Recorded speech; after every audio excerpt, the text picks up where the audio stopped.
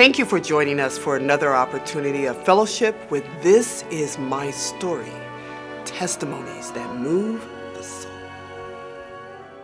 It is my privilege to welcome once again Elder Juan Stricklan and his beautiful wife, attorney Phyllis Stricklan. And some of you may recognize their faces. They have been longtime members of one of our churches here in Southern California, in the Inland Empire, known as Valley Fellowship. I had the privilege of having their two young people in my youth group there at Valley Fellowship, which we had for quite some time. And Courtney, their daughter, was quite the young lady who's now married with a family of her own, and then their son. I had a chance to get to know these young people intimately. We had quite the experience. And mind you, it was not planned. I don't even know if Elder and Mrs. Strickland know this. I was tapped on the shoulder one Sabbath. I was there for Sabbath school, and Elder Valerie Main came to me while sitting there, which is Elder Michael Main's mom, Dr. Main's mom. And she said, Debbie, the Sabbath school teacher for the early teen is not able to make it in. I know you haven't studied or prepared, but would you mind filling in? That's exactly how that happened. As I look back on it, I'm wondering, was that a setup? But I ended up going back there, and the young people and I being not much older than them, I was only in my 20s, but we had quite an experience with the Sabbath school and the community and visiting the sick and staying in contact with the seniors and going a number of different places. And as a result of that, got a chance to know some of these young people. And so my time with them perhaps was because of the children in some ways, the young people that had such a presence at Valley Fellowship. But now the paths cross for a different reason. And I have to believe that it was divine inspiration, a divine appointment in recent days, a little over a week or so now, when I ran into Elder Stricklan on the campus of Loma Linda. You may recall that he had asked for special prayer, and I brought that before the group, and he shared some things that were happening with his son.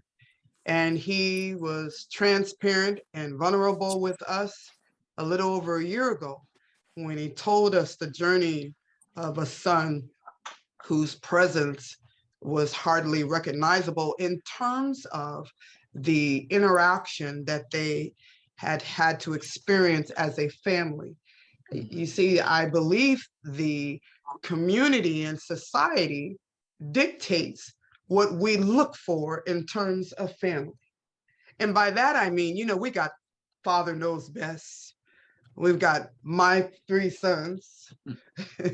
And then we've got the others that come thereafter. We got the Brady Bunch, which was the blended family. And we saw the stunts and the things that made you laugh.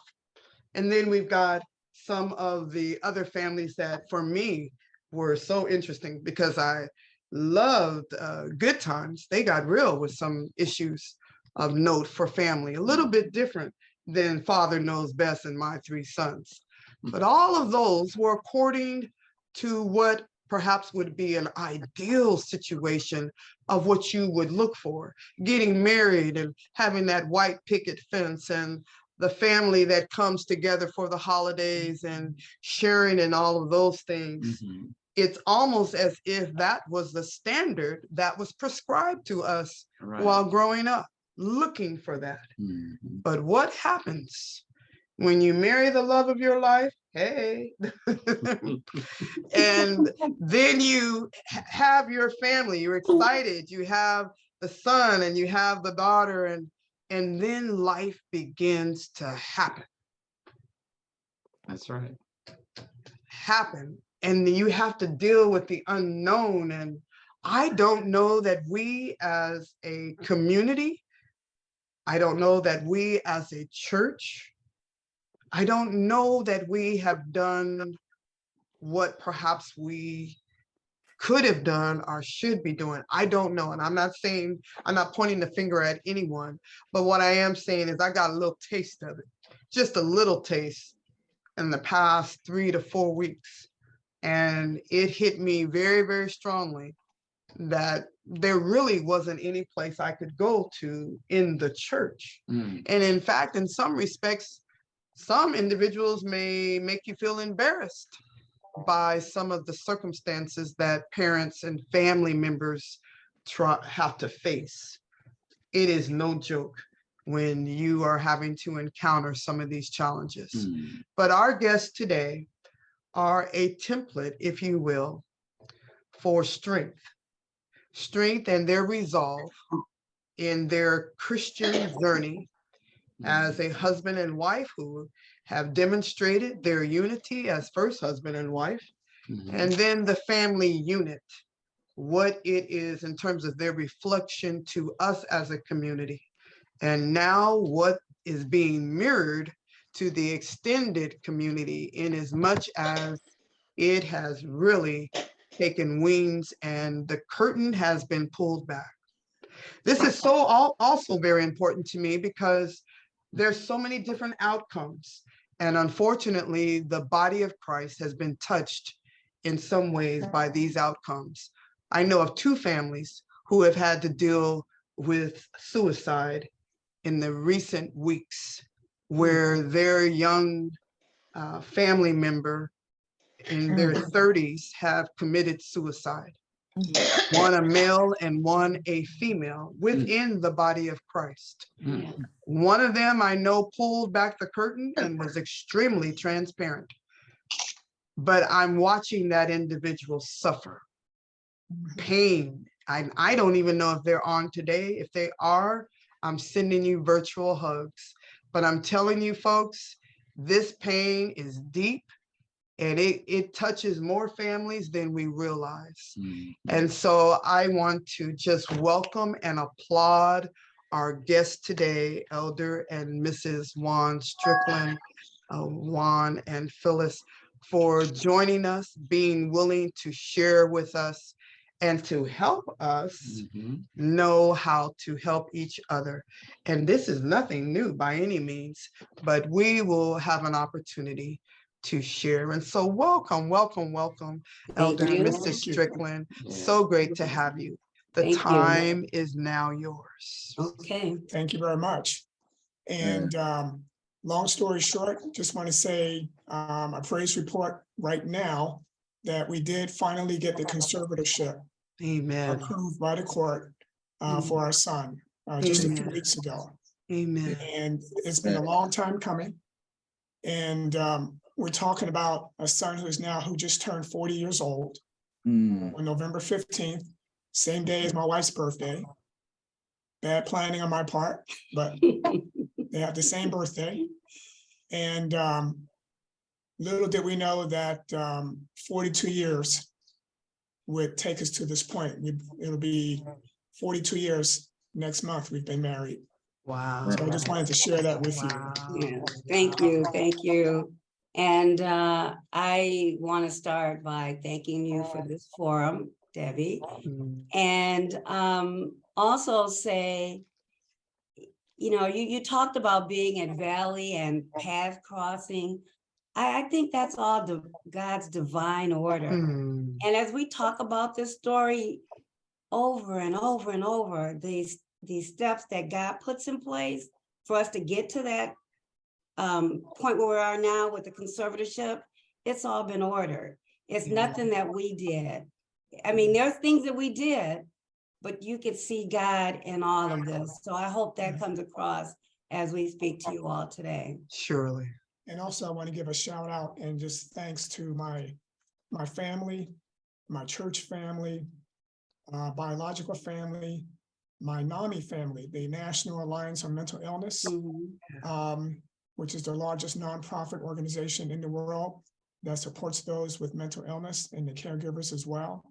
I see that David Estrada, who is a graduate of our family to family class and also a former NAMI executive director or president, and still very involved in the NAMI work. I'm glad to see him on the screen right now. And I want to talk. Children's Research Hospital. Talk a little bit about how we even found NAMI. So and if anyone has questions at any point, please just unmute yourself and stop us so we won't go too far. But my husband mentioned at the age of 17, Aaron graduated at 17, La Sierra. Courtney went to Loma Linda anyway, but when Aaron graduated, he went away to school at San Jose State. He got accepted at 3 different schools. It was strange to us that he didn't want to go to Oakwood or somewhere where other friends were going. We're like, huh? And I think there was already a manifestation of some of the mental illness that was coming across at the time. And he chose to be somewhere separate. Where nobody knew him, actually. Mm-hmm. And I was disappointed that he didn't choose to go to Hampton as well. Right. So he went to school, always has been like A student, B- at the lower grade, and just picked up everything super easy. But when he went away, we got a call that he was smoking marijuana and got caught in the dorm. And so I went up there trying to rescue him and put everything in place. Here's mom jumping in, gonna fix it, right? So I had to learn a lot about me fixing things and helicoptering as well, that helicopter parent. But anyway, Aaron ended up coming back a year here. And then we kept seeing symptoms that didn't mimic. I mean, his behavior was so different than it had been in high school. Well, we're talking about 2002, 2001. And I just want you to know that AJ was a, co-captain of the varsity high school basketball team, big basketball fan. And I shared this story before, how he had Laker pictures all on his wall. And it was back when Phil, Kobe, and Shaq were looking for a three-peat back to back to back. And I had tickets opening night to the Lakers game. And I came home from work and there was a note on the kitchen counter. It said, "Dad, I'm sorry, I can't go to the game with you tonight. I'm feeling paranoid."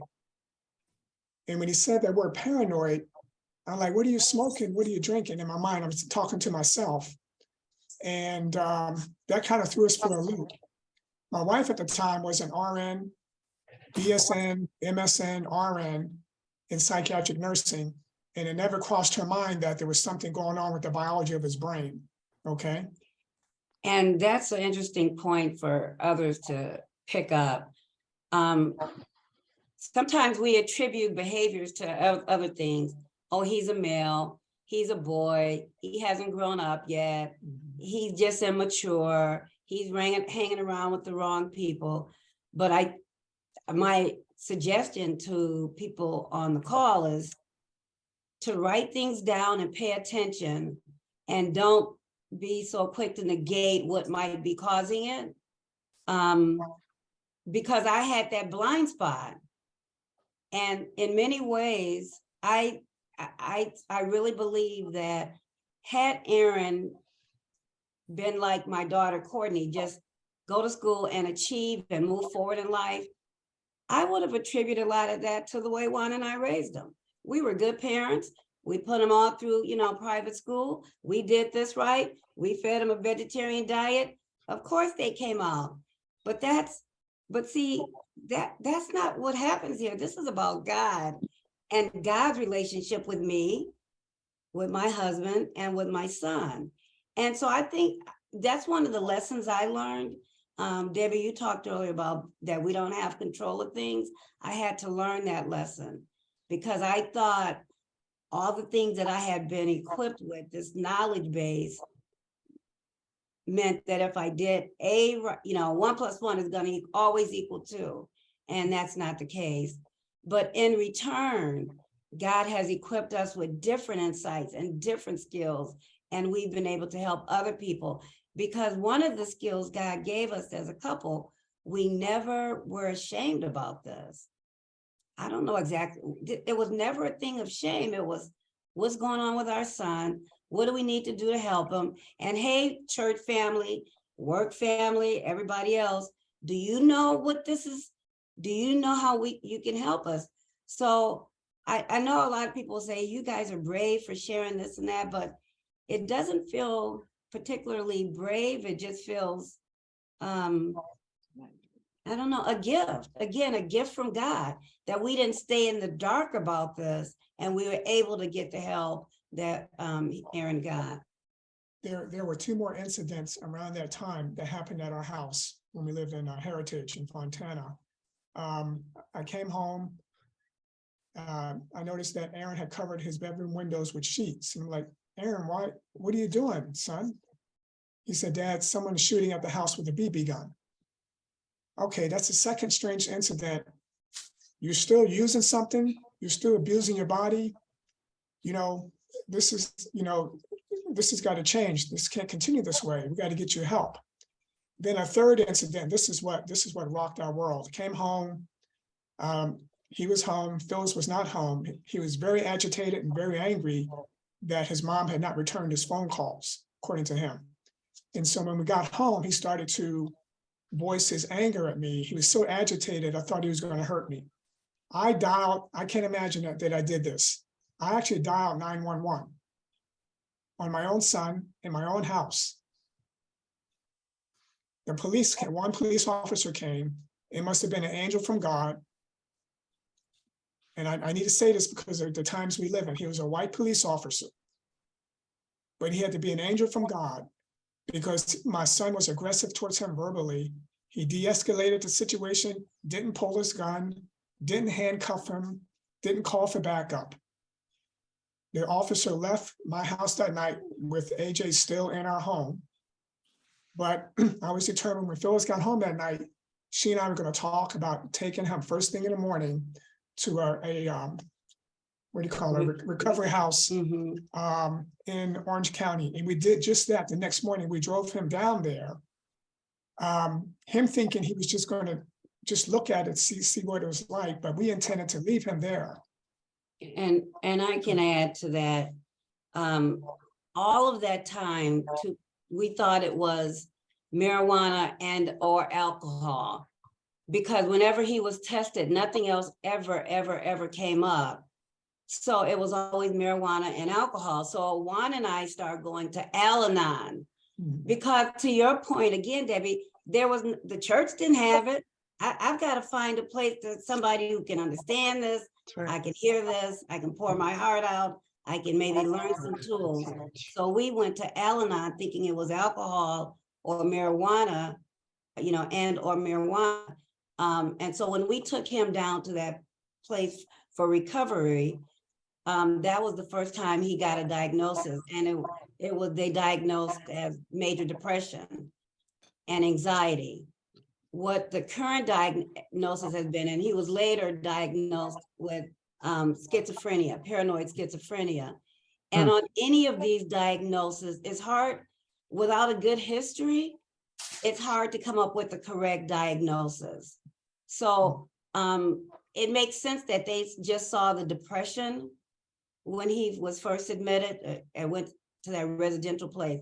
But because now we had a history and we had kept track of symptoms, later on, they were able to come up with a more correct diagnosis, which is again important to come up with the correct medication and the correct treatments.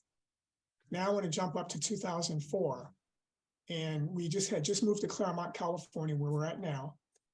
And we decided we were going to do a family intervention. He kind of did well when he was away at that Orange County addiction house and came back. But then he seemed to go back to what he was doing the marijuana.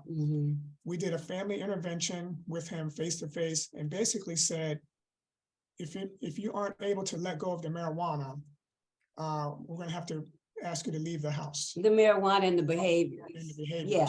leave the house. And that night he called us on it and said to take him to Rancho Cucamonga, drop him off on the street corner, which we did. We didn't know where he was going to stay. And I came back home, and my wife and I, for the next 9 weeks, every morning we got up, went walking together, and we just cried because we didn't know if he was going to be assaulted, jumped, beat up. But he called us on it, and we thought we were doing tough love, and he called us on it. And 9 weeks went by, and we get a phone call from him saying, "Dad, can you come pick me up?" He was calling me from a gas station. He was staying with his homeboy. If you understand the term homeboy, your homie, if your homie puts you out, Come on now. mercy. Yeah. When your homeboy puts you out. Yeah. A sort of funny story to that is once Aaron called me when he was out on the street, because we would talk to him every once in a while. Well, with his friend, Mac is actually, if you remember Mac. But anyway, he said, "Oh, I need some stuff." So I went to the 99-cent store, and I'm so wanting to take care of this situation and my son. I spent like $99 at the 99-cent store. I just was throwing everything in that basket, trying to make it all right, make sure he had food and toothbrush and toothpaste. But I'll never forget that. Just trying to figure it out. Again, we thought, when we did that intervention, we thought, it was alcohol, it was the marijuana. We have later come to find out through NAMI that's not the way to handle mental illness. They actually, there could be further brain damage when they're on the streets and things like that. So let's talk a little bit about how we found NAMI. So we had been going to Al-Anon off and on, and then a friend of ours had a mother who had mental illness, told us about NAMI. The only opening they had for this class called Family to Family, which is a free class. It pretty much in every county, a number of NAMI classes, and they're free. It's a 12-week class. So we were so desperate, we were going to drive all the way to LA for 12 weeks, once a week, to go to the Family to Family class. And then one opened up here in Claremont. And so we went to that class, and that was life-changing. And after that class, we decided that we wanted to be NAMI instructors ourselves, NAMI education instructors. And we went to Malibu and went through the training to become certified teachers. But what was it about the class? Boy, the class kind of spoke against the traditional tough love and teaches that tough love doesn't work with those with mental illness. It teaches you how to get on the same, quote, landing pad with your loved one. It teaches you how to bypass the shame and stigma and not focus on their words, but try to understand what's behind the words. What are they actually feeling? I'll give you a quick example. When AJ said to me a couple of years ago, I mentioned, there's someone shooting at the house, Dad. Normally a person would say, "You're out of your mind. No one's shooting at the house." Well, no, that's not how you respond to a question like that or a statement now. You say something like, "That must make you feel very uncomfortable." I'm focusing on how he's feeling. I'm not judging him on his words and trying to dispel him and challenge him at every point.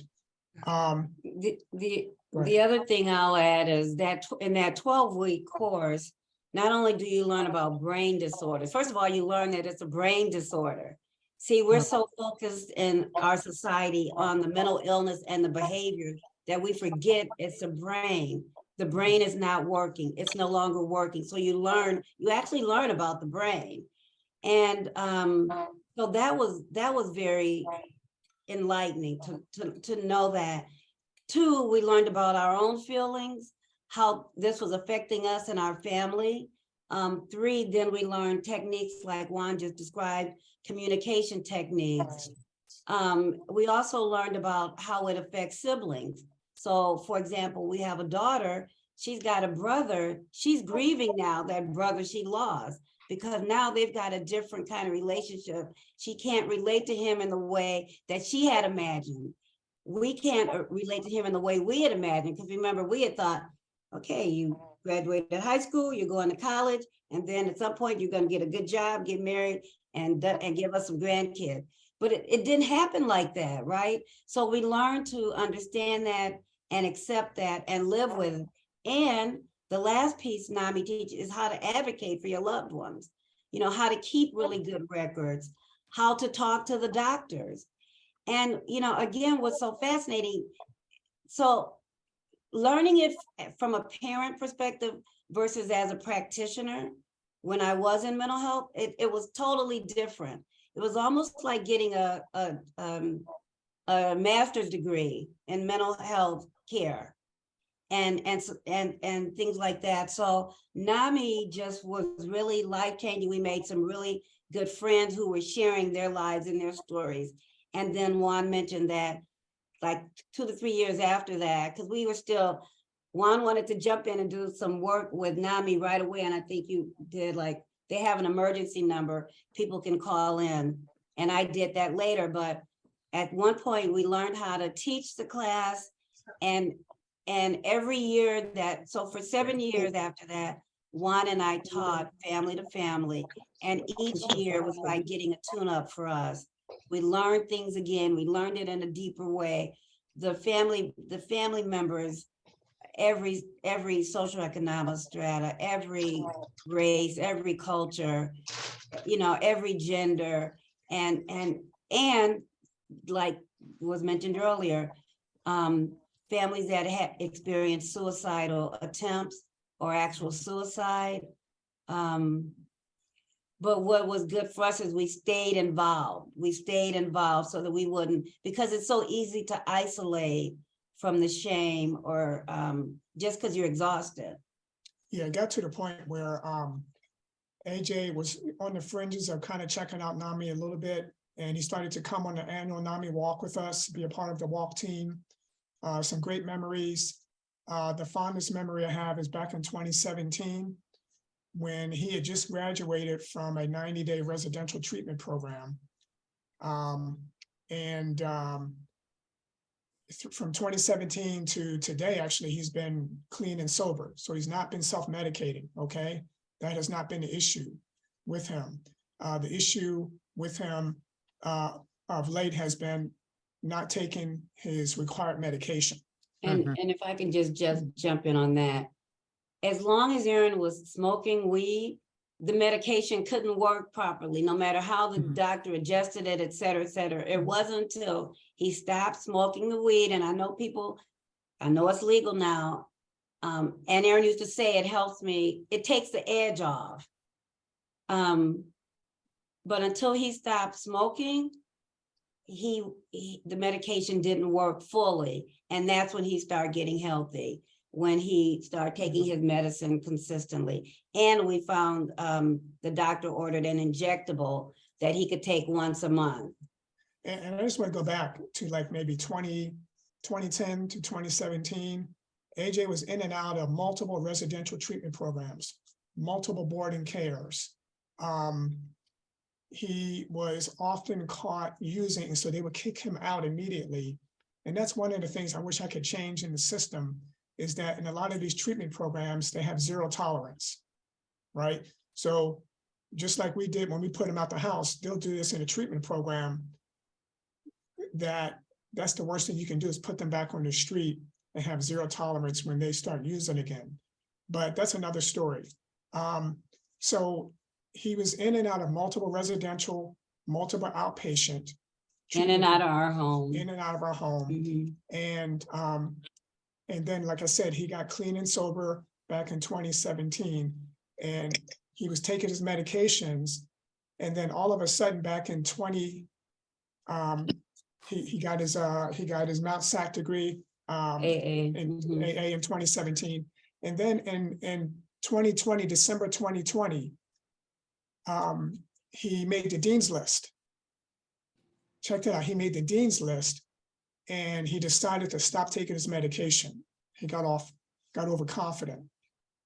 Now, so he kept, up to that time, he was talking to me and the doctor, psychiatrist, you know, I'm taking my meds, and he was, I don't need to get the shot. I'm going to take my meds continuously. And my thinking was, okay, at some point he's got to figure this out on his own. Not so much figure it out, but he's going to have to make these kind of decisions. And at that time, he really was taking the meds.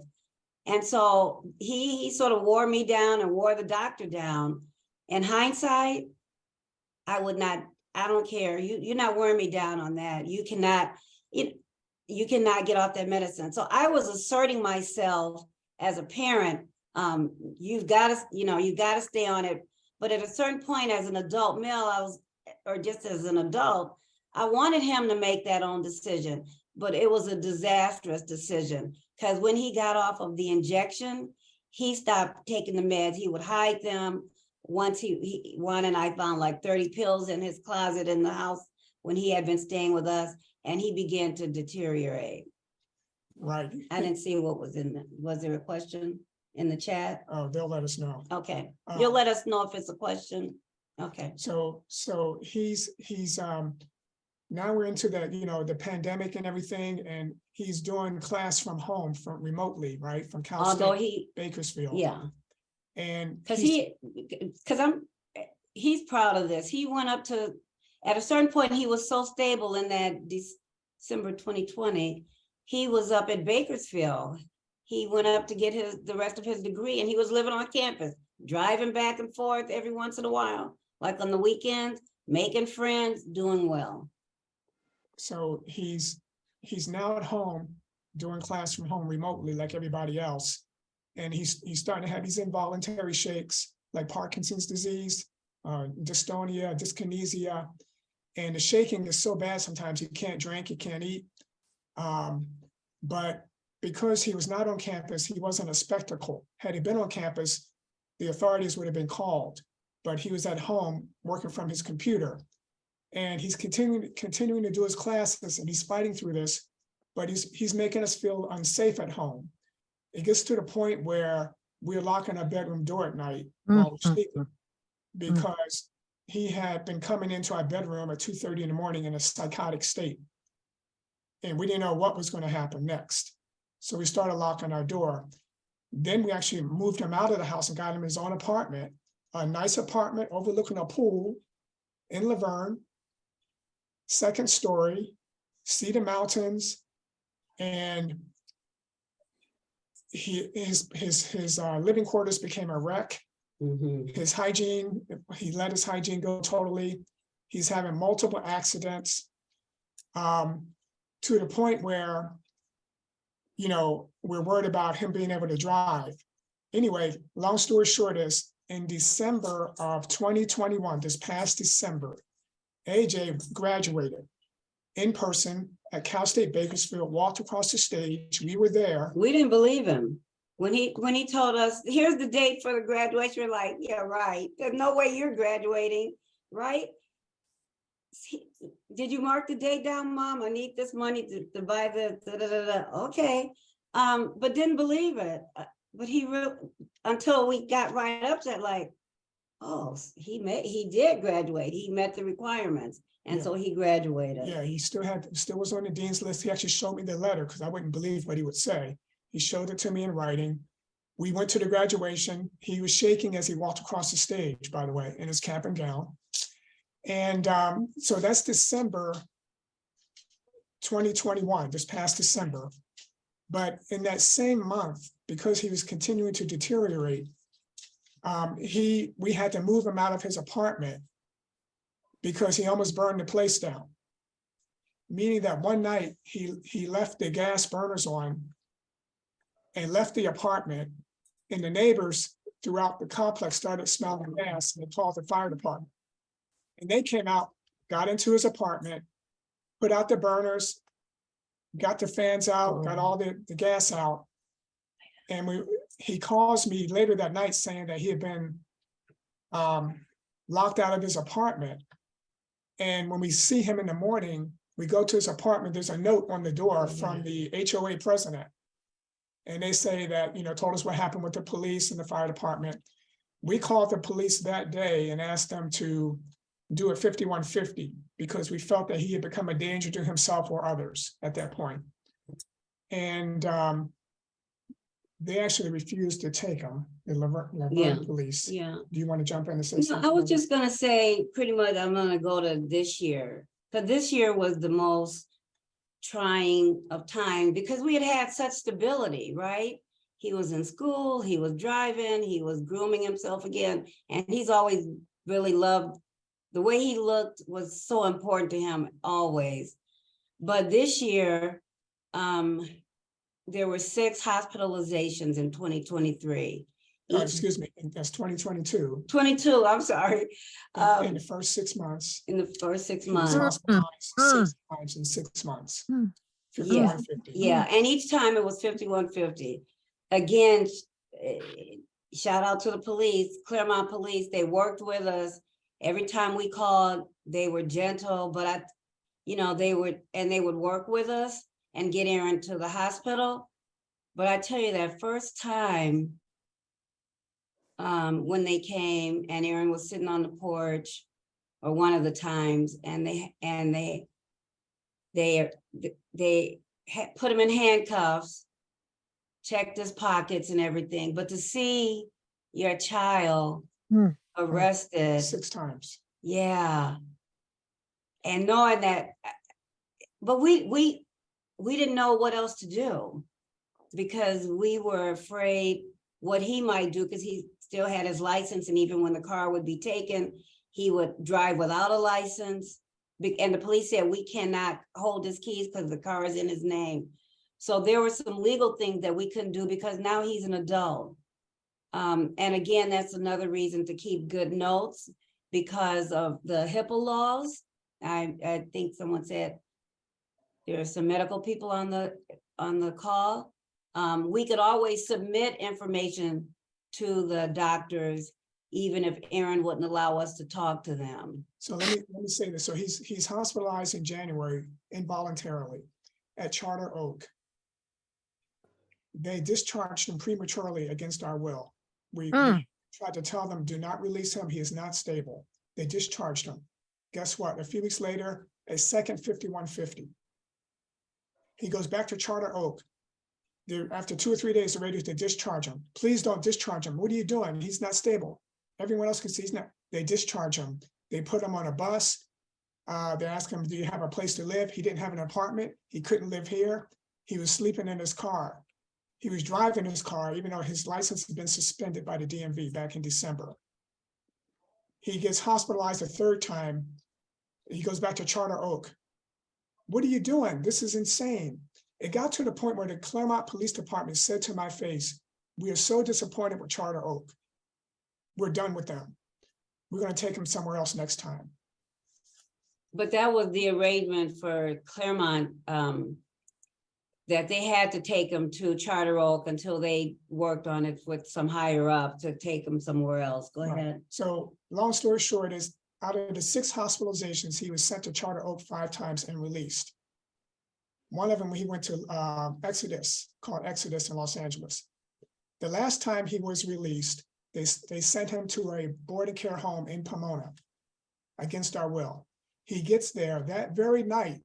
He's so unstable. The house manager calls me, the owner of the business calls me. I go over there. He's disrupting the house. It's co-ed. He's making inappropriate comments to men and women. He's not complying. And they tell me they don't know if he's going to last. So at that point, a few days goes by. He gets released on July 11th from Charter Oak. July 17th, he's arrested by the Walnut Police Department for what they called a felony, initially changed to a misdemeanor of damaging a bus, a public bus, breaking the window with his foot. He is sent to Twin Towers, downtown LA. Our son, who was in private school, grew up in an Adventist home from kindergarten through high school. Now, he's in jail now. They listen to me. Between January and July, my son was banned from Chase Bank in writing. They sent us a letter. They sent his money back for the way he treated the employees inside Chase Bank. Chase Bank banned him.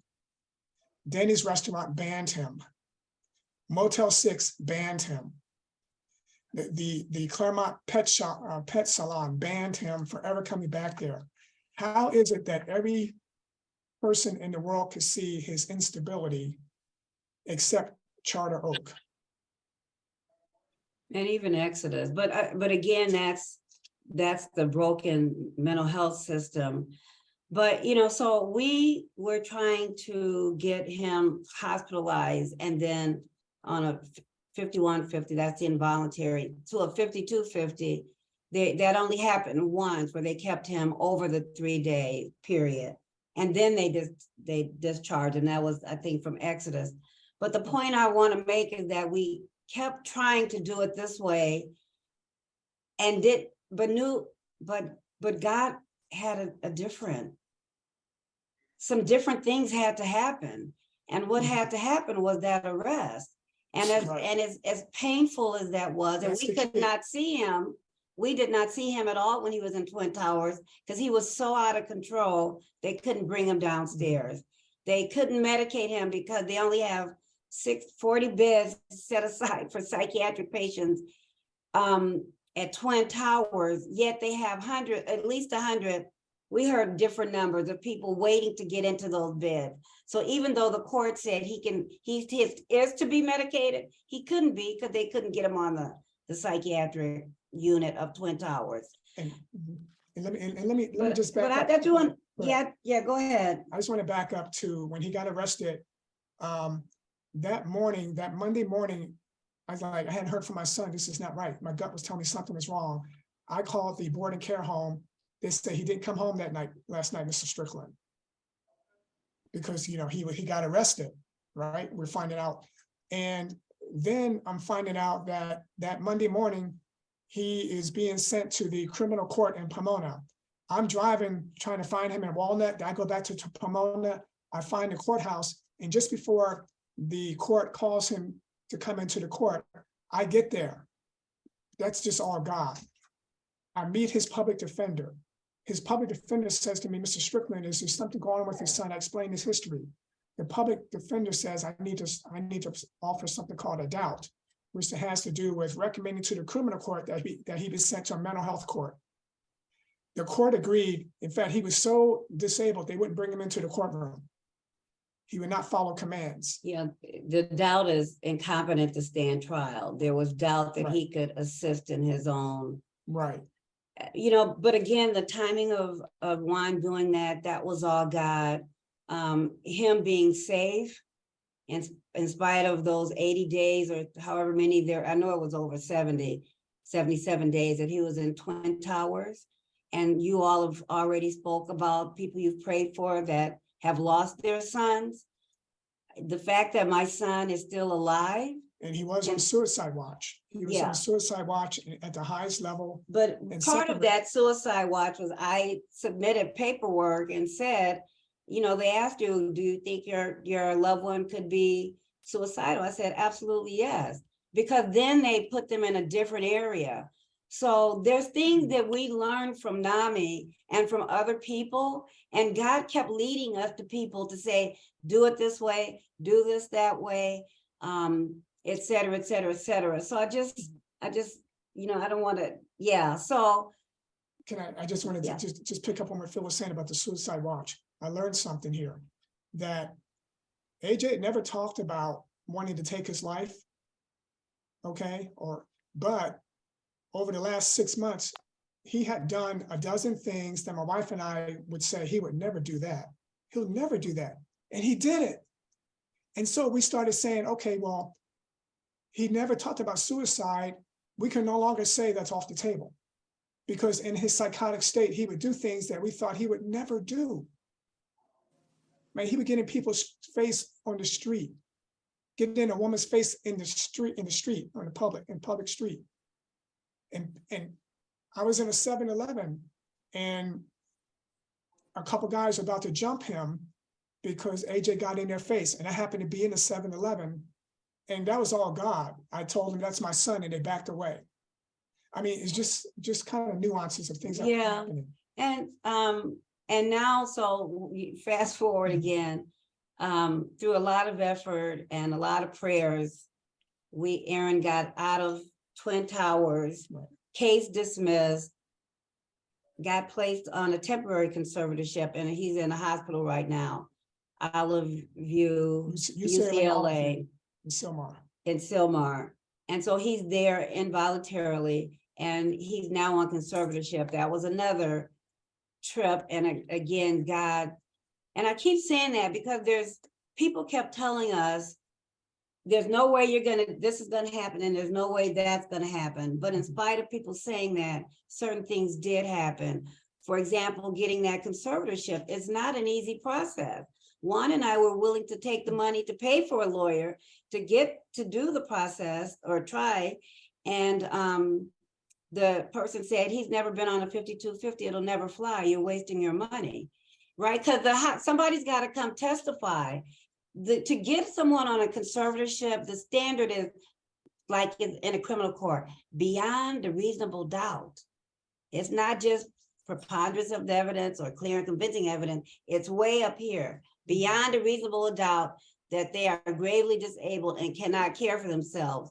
But one of the things that God allowed to happen to us, we met someone from the LA Times, and we spoke to them, and they wrote an article. I don't know, Debbie, if you have that, or if any of the listeners want that, we can send it to you and you can send it out. But they did a 2 or 3 page thing on what we've been going through.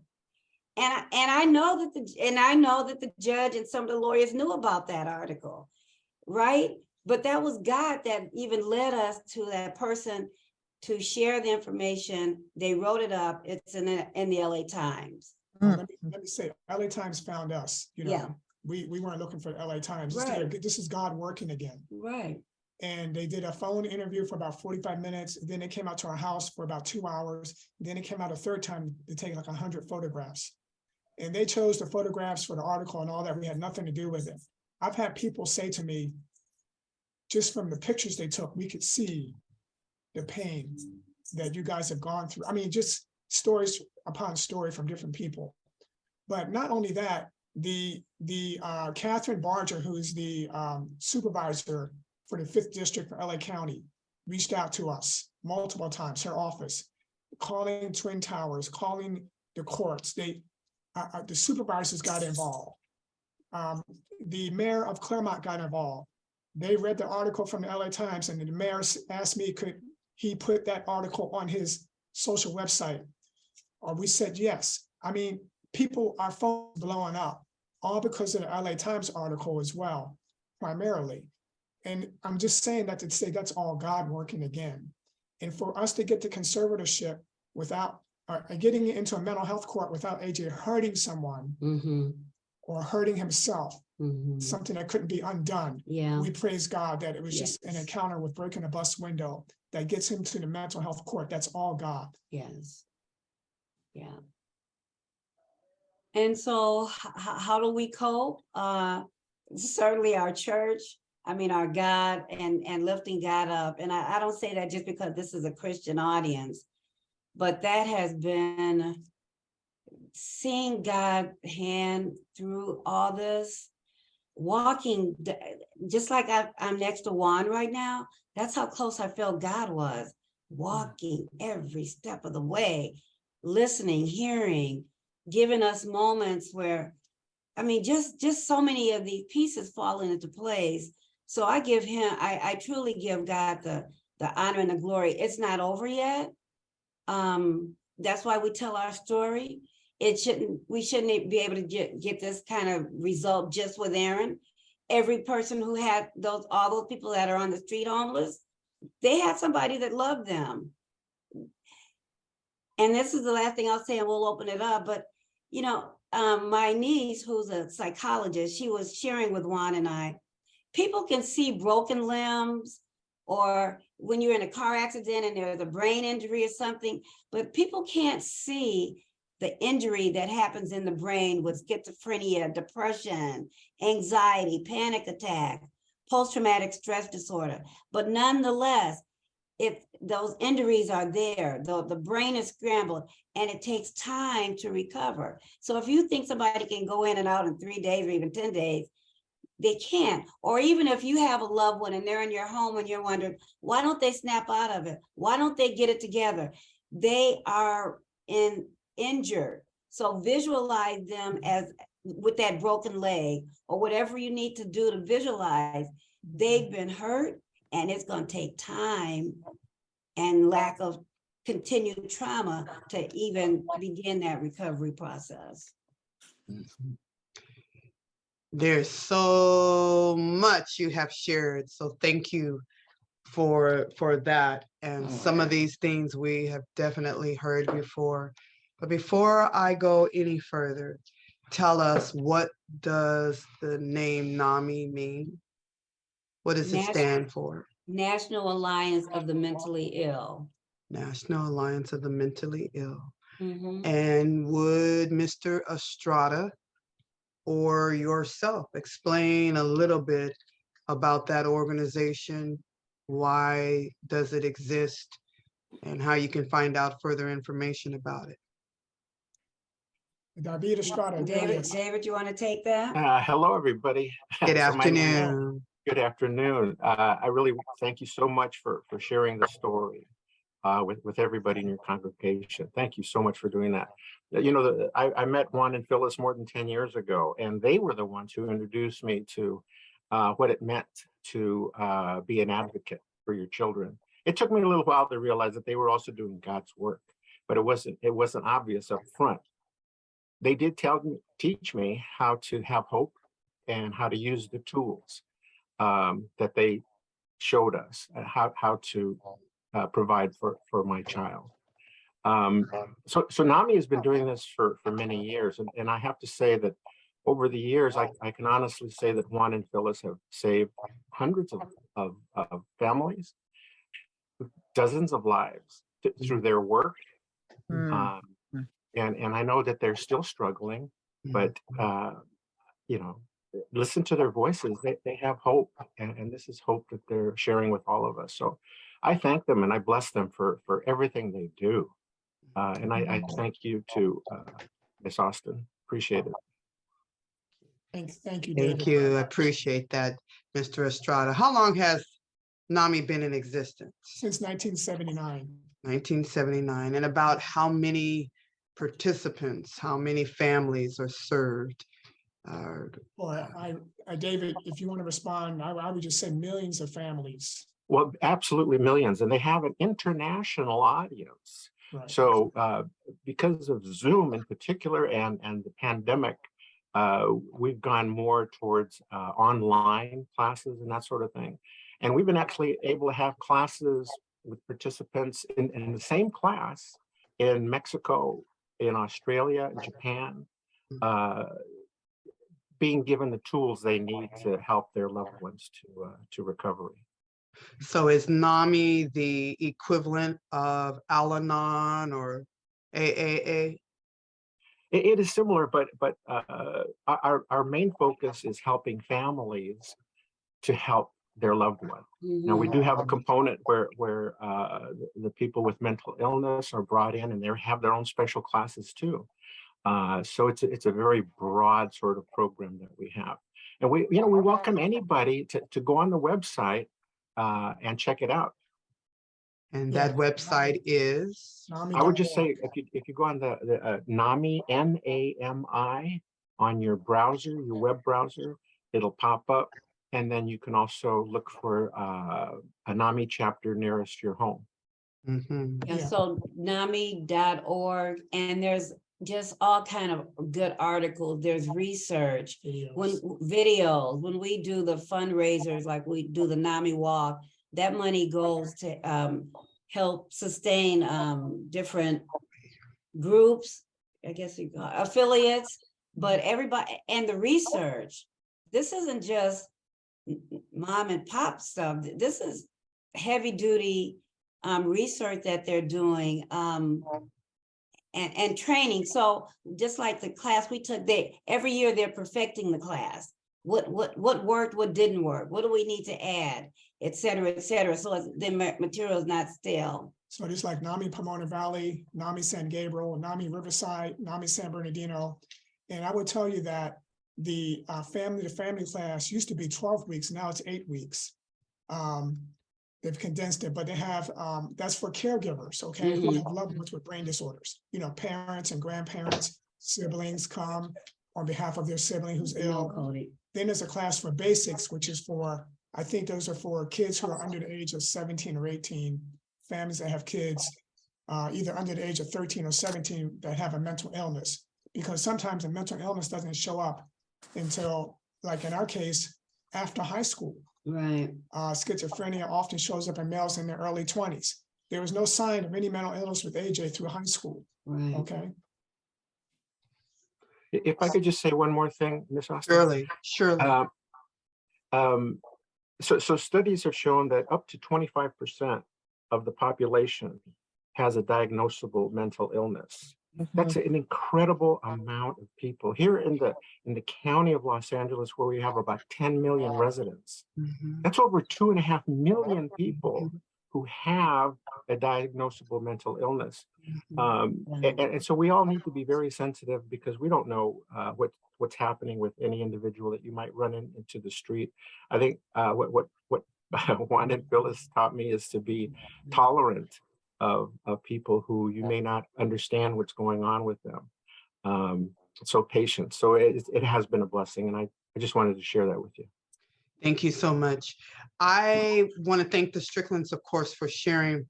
And now let's go into some conversations, perhaps between you, Mr. Estrada, and Elder and Mr. Stricklan. What are some of the signs or incidents or situations or occurrences that perhaps could be the triggers for depression, schizophrenia? What are some of those things that perhaps an everyday person may be dismissive of in terms of family and activities and so forth? I'm thinking of even some of the movies that are out. Sometimes there's that family member in the movie, oh, you know, he's always a little off, or he's crazy, you know, he's always been crazy.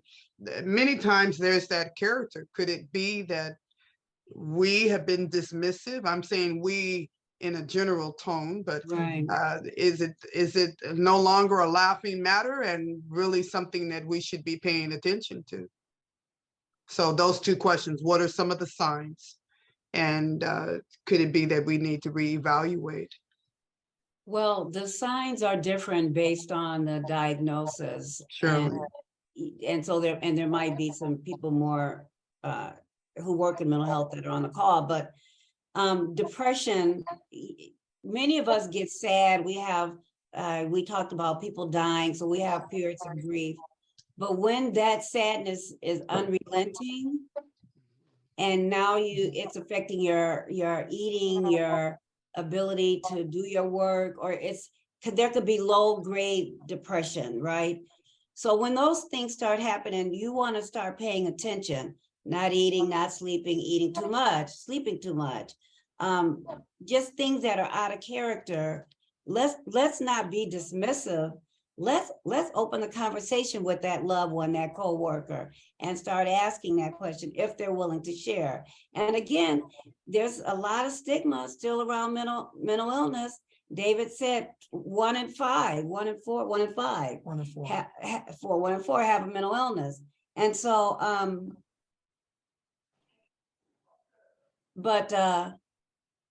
you know, so those kind of symptoms. Now, the more and again, that depression that we're talking about, the diagnosis of depression, is something happening in the brain. It's not just, I don't feel like it, I'm tired, I had a rough week. It's deeper than that, right? And so that's when someone should be referred to a doctor or be evaluated. But in terms of psychosis, it could be things like delusions, hallucinations, just agitation. Some people, you know, so those type of symptoms. What Aaron had, for example, with schizophrenia, you can have depression, hallucinations, delusions and things like that, but he had what they call negative symptoms. So all of the things that he used to have, like he was very outgoing, he's on co-captain of the basketball team, had all these friends, all these girls calling him, those symptoms, he lost that ability to be outward like that. He started turning more inward and isolating and start thinking, well, my friends, they're all moving along. They don't, they're now getting their degrees and they're getting married. They don't want to hear from me. So that self-doubt just really came in a very profound way. So yeah. So in terms of additional symptoms, lack of hygiene, giving up on the hygiene, how they dress, like she said, easily agitated or aggravated easily. You have situations where some people go on a spending spree, or they're so hyped up they don't sleep. They're up all night, sleeping all day. Sexual hyperactivity can be an indication of bipolar illness. You hear about people disrobing and walking across a roof. That's an indication of maybe a bipolar type of situation. Right. We had one of the families in our class, the daughter she was away at college, and she would just let all kind of men come in, and the roommate reported it because the roommate felt unsafe, but she was hypersexual at the time. Yeah. And these, NAMI teaches us. So for example, with that example, that person felt really bad when they found, let's say they were medicated, hospitalized, and realized what they did. Now they feel that shame. And maybe I don't want to go back to college, and nobody believed me. And then they start minimizing it. Maybe I wasn't so bad that all the kids do this or that or the other. So, and yeah, we would have to, if we wanted to talk really about the symptomatology, do we overlook it? Yes, because. Or we attribute it to drug use, which it may be, but like with our son, he was using marijuana and alcohol, and we'd attribute it to being immature, poor behavior, poor choices. He's just, trying to find himself. It never crossed the mind that the biology of his brain, that could be an indication that the biology, substance abuse could be an indication that the biology of the brain is changing or has changed. Yeah. So in preparing for today, I noted a few things in terms of stats, and I'm wondering if between you and Mr. Estrada, you may have, and anyone, because I know there are individuals who are well able to address this on this call. The first stat that I noticed is, if I'm not mistaken, I read that the care that the minority receives, the Latino population and the African American population, is not the same as their counterpart within the Caucasian sector. Their care is assessed a little differently and perhaps not on the same level. I'm wondering, are there stats to support that with the NAMI and the experience? Is that something in terms of care that a minority, a Latino or African American should be conscientious of? David, do you want to address that? I can. Yes, thank you, Ms. Austin, for asking that question. So there is no doubt that our minority communities are being treated differently. The very first class that I took with Juan and Phyllis, they were my teachers, was how to be a good advocate, not just for my family, but for the community. And, they helped convince me that I could be a leader. And so I did. I became a leader. And through their support, I was able to talk to politicians, to mayors, to the governor of the state of California, to help direct attention to mental illness and how it's being treated in the community. As recently as a couple of weeks ago, I had a chance to meet the gentleman who was just elected sheriff for LA County. And we had a conversation about mental illness. And he was actually, of course, I was more concerned about the mental illness within the jails people being warehoused without treatment in our jails. He was interested in the mental illness, the mental breakdown in the minds of the sheriff's deputies, which was a revelation to me. He says, "What can you do to help me help them?" And I thought, "Oh, this is too good to be true. This is just wonderful." So there's so much we can do, and there's so many tools that we have within ourselves. Just look into yourself and reach out. And you know, if you come over to NAMI and talk to us, we'll be happy to help you.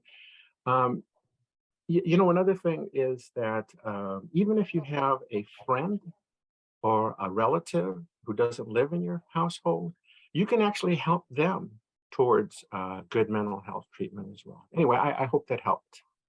Thank you for And- that. Yeah, and I think to your question, Debbie, is you have to tease out what's cultural and what's not, right? And so if in our culture, let's say, or a culture, it's okay if you are, you know, speak loud or you laugh out loud or things like that. And a mental health practitioner might say, that's strange, but we know that that's how we do and we celebrate and things like that.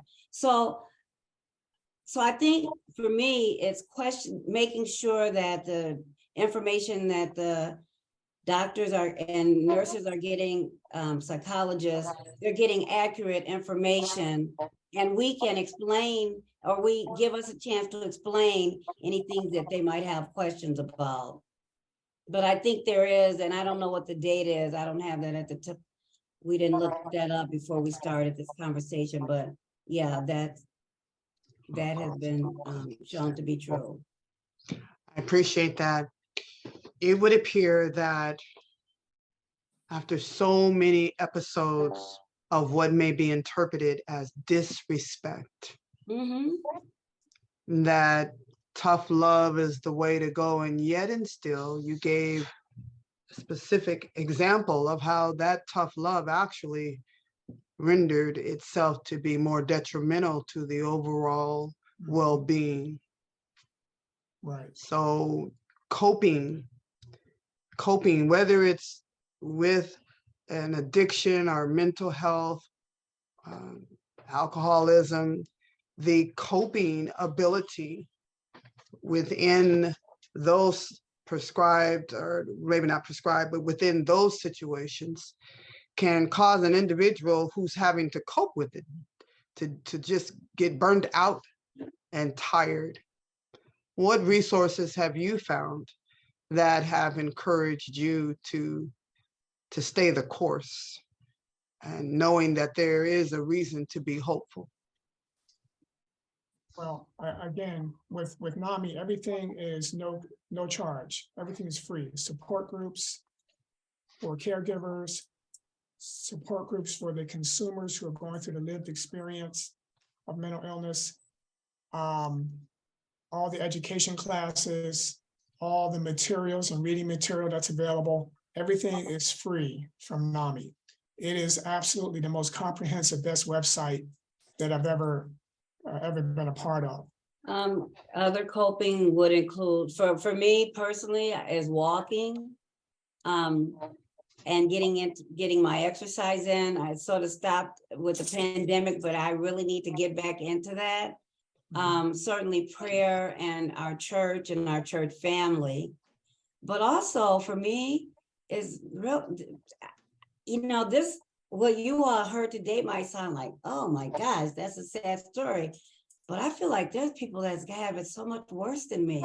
So me realizing that you don't have it as bad as some other people, you better be grateful. So being grateful and having some really, really, really good friends has been a way that I've coped. And also, you know, the science does show that exercise and diet have a major impact on one's mental health.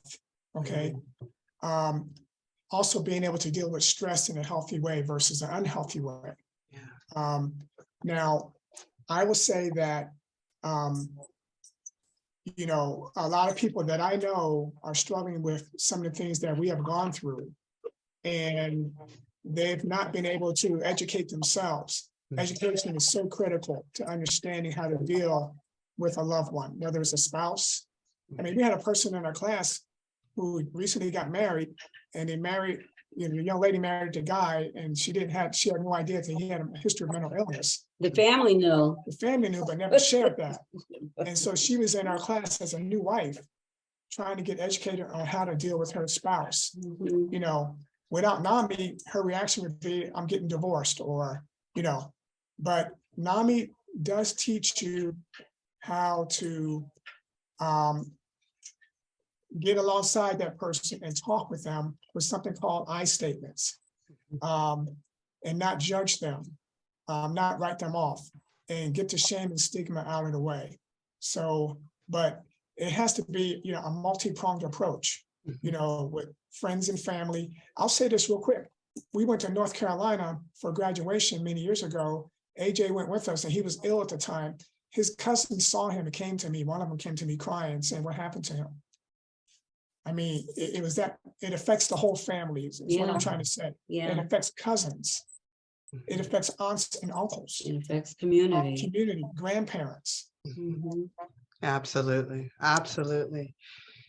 So I know there's so much more. There's no way we can tackle the layers of mental illness. And I'm going to open it up for anyone that may have questions in our last few minutes together.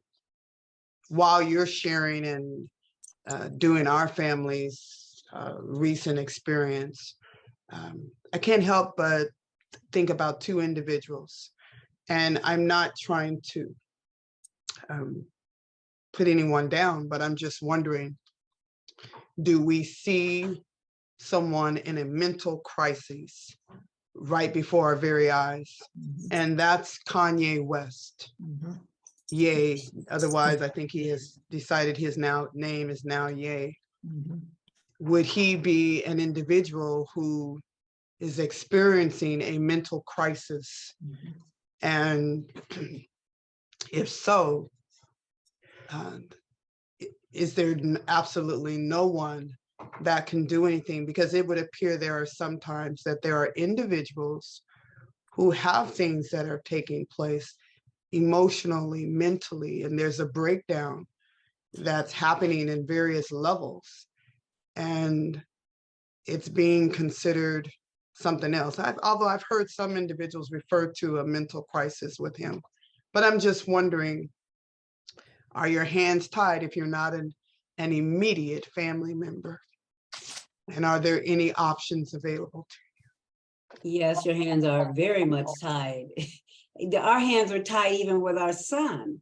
you? And once he became an adult, our hands got tied, you know, with not just restraints, but what do you call the thing the prisoners wear, the handcuffs, Yes. right? So, you know, Juan made a statement earlier about the hospital released Aaron against our will. Well, they didn't care about what our will was. Mhm. It's about him. He's an adult. He gets to make all those decisions by himself.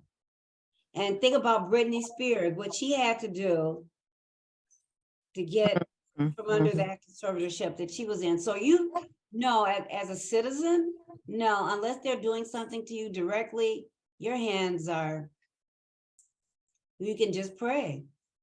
And can I go a step further Yes. and say that in some cases, in terms of hospitalization and care on an outpatient basis or inpatient, that they look for something to be within the last 24 hours, not necessarily within 48 or 72. And if you're not able to prove that, short of saying they're ready to commit suicide, you are still left holding the bag, Yes. having to deal with those layers. Yeah. So, yeah, absolutely. Those times we called the police, we had to do a little dancing around. Did he push you? Well, yeah, he pushed my, you know, yes, because they need to have something in writing that they can write that hold. Then when the person gets to the hospital has to justify the hold, you know, and so if people aren't looking to really help someone get better, Mhm. it's easier just to let them go. Surely. You know, Absolutely. and they'll tell you that, well, you know, I would write it if I could, or I would keep them in the hospital if I could. Some of it is the laws. The laws have got to be changed, and how the laws are interpreted. Something like that. Absolutely. Yeah. Anyone interested in any comments or questions? Go ahead. Yes, How you doing? Go good. ahead. Don't sound too good. Okay, are you speaking to us or someone else? Oh, you just Okay, let's get someone else. Anyone else with any comments or questions? Okay, I see a hand that says Hubert King. Go ahead. Mr. King. Yeah, I'm here. I want to just Okay. commend Juan and Phyllis for their bravery and for what they've gone through. It's been a learning. My heart goes out to them because they're dear friends of mine, and I'm just glad that God is bringing them through. I don't have a whole lot to say, but I'm just glad, and I walk with them through it, and my heart's with them. I know God is able, and there's mentally people in my family that's got issues too. But I just want to say I'm walking with them, and I appreciate them sharing. Amen. Thank you so much, Mr. King. Appreciate Thank that. you. Appreciate that. You know, we see these movies out there, a lot of these Black movies, Medea, you know, Barbershop, Mhm. and you know, we see indications of that strange Uncle Johnny, strange Aunt Mary, we all grew up with in the family, but they're kind of like just embraced and accepted and taken as that's normal activity, you know. And so we have to kind of get beyond what we see in the movie theaters. I would like to put a shout out to a movie called Silver Linings Playbook Mhm. with Jennifer Lawrence and I forget the male lead actor. Great movie to watch. Also, a Disney movie called Inside Out, a great movie to watch. Two great movies to watch. They can be very insightful, some of those movies. Thank you for that. I'll take one more. Any question or comment?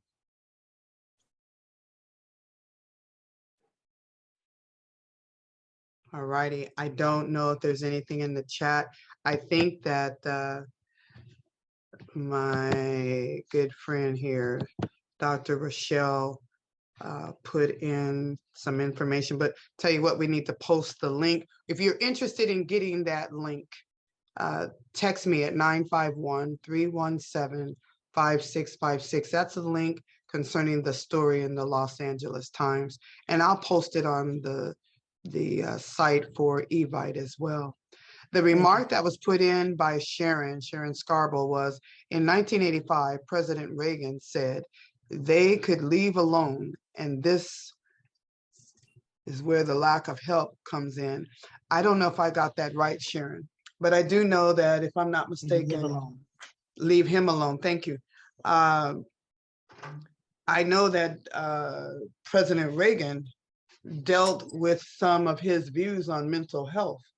And if I'm not mistaken, he's also the one that had the individual that broke out and tried to kill him. Am I not correct? The person who suffered from mental health. And that'll help you change your thinking and your perspective when you are having to encounter that. And if I'm not mistaken, he's the one that let out quite a few individuals from the various mental institutions, thinking that was not. Help create a homeless crisis. Exactly. Because we didn't have the clinics and the facilities to deal with those people, and now we're looking at it. You know, and the additional stress every day, the people, you know, places being shot up, it's all adding to people's minds and what they can cope with. So that's hard, and that's why we have to keep each other in prayer and speak on these things when they come up. And I know with my own mother, some of you know that she had an accident not not too long before her death. In fact, there are many who believe that her death was in part because of the accident, but the accident involved an individual who I believe was determined to have been suffering from mental health. Certainly had a drug problem, had been in and out of prison, but was wandering on the freeway and had been wandering on the freeway 1 or 2 days before that day, which would be his last day.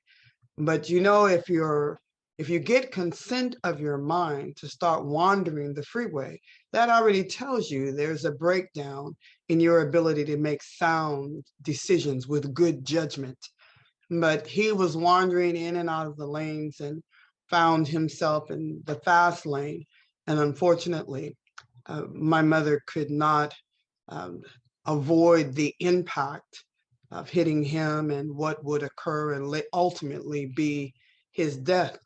But it is true, mental illness impacts the community. It's not just something for the home. I don't know the circumstances of his incidents. I understand he had numerous incidents and that his family was aware. But on that fateful day, his mental illness affected our family. And maybe even in some way indirectly caused my mother's death. I don't know that to be the case, but what I do know is that we have to be more conscientious and more aware of what's taking place in terms of mental illness. It's just about guaranteed now that in some way, shape, or form, in some place, somewhere, we have encountered it somehow. And so we have to know how to not just pray, but how to respond. I think about what just happened in Walmart, a manager who loses it and just starts shooting. Right. That just unfolded. The And individual. how does that become the go-to? Exactly. Why do people think that's the go-to? Exactly. And, So many want to use that as a way to solve things. And yeah. it's so much that's unfolding. But we are encouraged by the fact that you have hope, such a valuable resource that has been shared, and the ability to have that. And we need to have more conversations because it's touching our churches, our families, our friends, our loved ones. And we need hope more than anything, more than ever before. We need to have hope. And so once again, a special, special thanks to you for what it is that your family is doing, how you're willing to share, so willing to give of yourselves in this regard. We are better for having heard it and being able to pass that word on. This taping, some of you have asked, will probably be posted by, I believe, Tuesday of next week. We'll make that resource readily available, having to do with NAMI and where you can find it. It will be posted in some highlights. We'll have prayer over our special guest and share some upcoming things. I'll ask my husband to pray over our guests and this topic, and we'll share some upcoming things, and then we will conclude. Okay. Everyone bow your heads. Father God, we are so thankful. We're thankful for the information that has been provided and will allow each of us to be able to be a little bit more vigilant in dealing with mental health, understanding it, being able to recognize when things may not be what we think it should be from the norm. And Father, we thank you for these two individuals who have personal experience with their own family member, their son, and understanding that, you have to be able to know that if something is wrong, something has to be done. But Lord, thank you so much for them sharing this information, giving us an opportunity to be able to recognize these symptoms in our own family. And thank you so much for just keeping their son alive so that they can even be able to work with him still. Because we can't give up on them just because. We have to always, always be there for them and support them. But Lord, just give us the understanding that we need so that we'll be able to be there to support. And those on the outside, friends, family members, give them the ability to be able to support as well. And thank you so much for them being able to share their story with us. And it certainly has been beneficial. In Jesus' name I pray. Amen. Amen. Amen, Thank you all amen. so much. Absolutely.